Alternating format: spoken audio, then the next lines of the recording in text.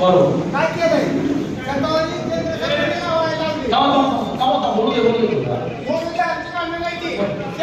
शेतकऱ्याला शेतावर लावायला लावली आणि लिंबाकर साहेबांनी किती वेळा लावली सारं उभा राहून दिलं आम्हाला शेतकऱ्याला. बरोबर.